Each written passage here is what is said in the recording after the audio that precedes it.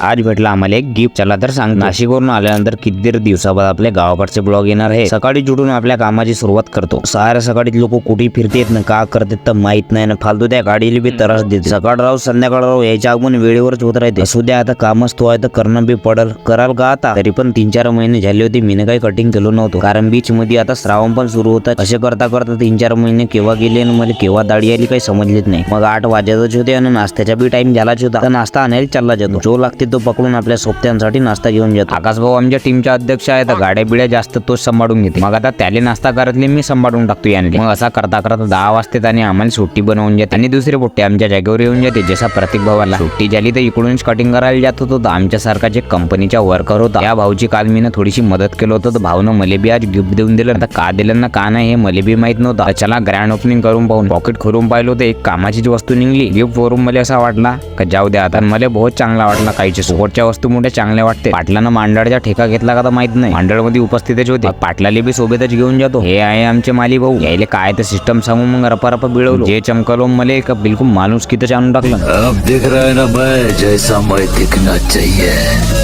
आता मामासोबत आणला खावा बिवायला काही सुस्तीच नाही. मामा मनावून उभा राहा. माझ्या गोष्टी माता झाल्यावर घराकडे जावासाठी निघतो. तेव्हापर्यंत तुम्ही फॉलो करून टाका.